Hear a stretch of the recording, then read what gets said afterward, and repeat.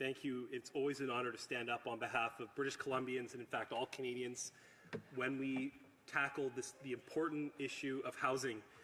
Right before I came into this chamber, one of the interns in my office, as I prepared my notes for this speech, said, wow, the Liberal government's approach to housing sort of reminds me of a famous quote by the former United States President Ronald Reagan. Hi, I'm from the government and I'm here to help. No more is this, there's no other scenario in Canada where this quote makes total sense. We have a government that put forward nearly $100 billion, and their record is this. Housing costs have doubled, rent has doubled, the ability for a young person to save up for a home, let alone afford rent, has gone beyond their reach. If we've ever seen a government mismanage a portfolio so badly, it is indeed this government's approach to housing. Now, where I live in British Columbia, many Canadians mourn the fact that they will never have the opportunity to own a home. In fact, they feel helpless, that the Canada they once knew is not the Canada today, primarily because of how this government has tackled or attempted to tackle housing. For example, in the Fraser Valley right now, the average cost of a townhouse is $750,000. A down payment for a townhouse, modestly, would be about $55,000 to cover the down payment, maybe some of the legal costs, real estate fees, etc. That's a very modest number. Now, if we took a very fortunate young Canadian, say making a salary of about $85,000 in British Columbia, that would give you take-home pay of about $5,300 a month and change. But if you look at what the cost of living is today, say you're commuting to work and your gas bill is $100 a week, so $400 that you're spending on gas every single week. You have to pay ICBC insurance. That's about $125 if you're a good driver. For your phone and internet bill, you're looking at about $160. For gas and hydro for your home, you're looking at about $120. For, say, a single person, you're looking at around $750 a month for food, $150 a month for clothing, toiletries, maybe some basic household items, $500 for a car payment, maybe some miscellaneous costs, and $2,500 for the average rent. Now, this is a modest understanding of what the average young single person in Canada is facing. They have and I didn't even talk about cost of student loans or other debt that they might have and are paying for on a monthly basis. But if you tabulate all those numbers up together on that salary of $5,300 and change, you're going to be left with about $650 at the end of the month that you're going to be able to save up for a home. Now, at that rate, you're going to take about 7 years and a month to save up for a down payment. That's actually a pretty accurate scenario. It's actually similar to what my wife and I had to do to get into our first home in that style of price range. But, you know, if you look at what youth are facing today, the youth unemployment rate for young Canadians between the ages of 15 and 24 is 13.5%. And the Canadian Income Survey outlines that in 2022, the average income for a Canadian worker was only $55,000. So the average young Canadian today, Mr. Speaker, is just facing a whole host of impediments to get to where they thought they would be in their life today. That is one of the biggest issues facing our country. And I'm going to point out, you know, the NDP and the Liberals, they often say, oh, the Conservatives are going to cause extremism. No, Mr. Speaker, it's the NDP Liberal government that has taken away hope from an entire generation who are going to push to the far left and the far right because of their disastrous policies and what they have done. I've lived under an NDP government in British Columbia for 7 years and 9 years of Justin Trudeau, and I have never seen it so bad. And Mr. Speaker, I take that back. I apologize. Under the Prime Minister.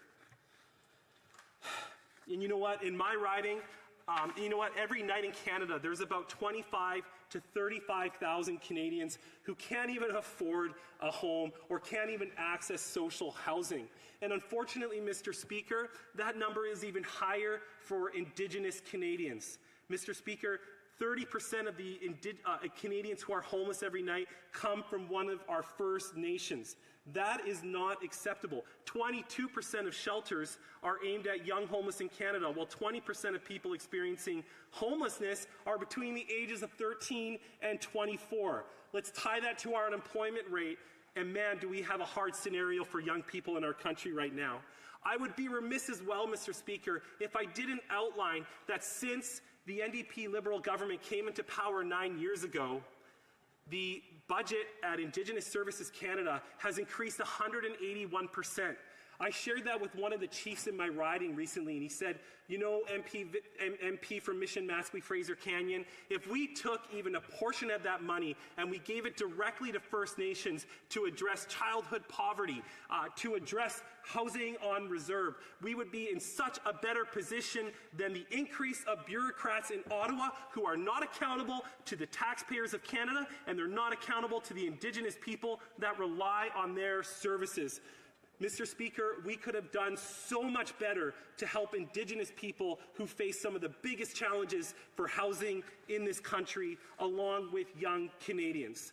So that brings me to the announcement that the Honourable Leader of the Conservative Party has made, and that is a simple tax cut that will save the average purchaser of a new home between $40,000 and $50,000.